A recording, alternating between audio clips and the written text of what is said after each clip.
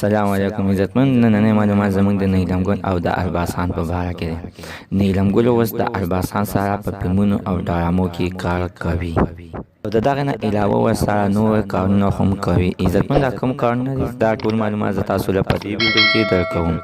د دې هر څه نه مخکې زه تاسو ته دا یادګینه کوم، تاسو که چېرې زموږ په دې چینل کې نوي وئ حتما دسه زموږ همدا چینل دسه سبسکرایب خوا کې ورسره د ټلۍ نشان ووایه چې هره یوه نوې معلوماتي ویډیو تاسو ته په اسانۍ باندې در ورسي. عزتمنو، نیلم ګل اوس ارباسان سره په کومه طریقه باندې په فلمونو کې کار کوي او دا ارباسان څنګه خپل ځان ته راوستله او ځان سره په فلمونو کې واغستله. عزتمنو، دې ته چې څه ټیم کې خپل خاوند طلاق ورکولو او ارباس خان ته پته ولګېده چې نیلم ګل ته خپل خاوند طلاق ورکولو، راشه اوس ځان ته ډرامو او فلمونو ته یې نو ارباسانو ته ډېر اپر وکړو، راځه ما سره د فلمونو او ډرامو کې کار کوه. او نیلم ګل ورته انکار کړو، نه زه نشم کولی ځکه چې زه چې کار کوم په خپل کور کې به یې کوم، بهر ته ورپسې نور نشم تللی. او نیلم ګل ورته دا ویلو چې زما د زور زور دومره شته دی چې نور وګرځم، د ګرځېدلو کار سره مې نور نه لګي، په فلمونو او ډرامو کې کار کوم.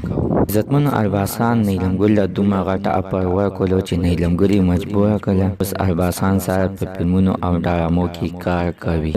نیلم ګل ته یې کور واغستلو او د نیلم ګل د بچو ټوله ذمهواري ارباسان په خپل سر باندې واغستله. دغه شرط باندې په دغه شرط باندې چې چېرته کې موږ فلمونو ته ځو ته به انکار نه کړې، موږ سره به فلمونه سازوي او موږ سره به فلمونو ته ځي، په هر شان وي تا به موږ د شپې خپل کور ته رارسوو. نیلم ګل سره دا خبره ومنله، صحیح ده، بس ماته منظوره ده. عزتمنو، اوس ورته ارباسان کور هم اخیستی او د بچو ټوله ذمهواري په خپل سر باندې اخیستې ده. نیلم ګل د خاوند نه اوس ښه پاتې شوله، اوس ښه خوشحاله زندګي کوي. زموږ نننۍ معلومات د دې ځای پورې د نوي معلوماتو په هر څه زموږ همدا چینل ته سره سبسکرایب کړئ، خوا کې ورسره د ټلۍ نشان ووهئ، ښایي یوه نوې معلوماتي ویډیو تاسو ته په اسانۍ باندې در ورسیږي.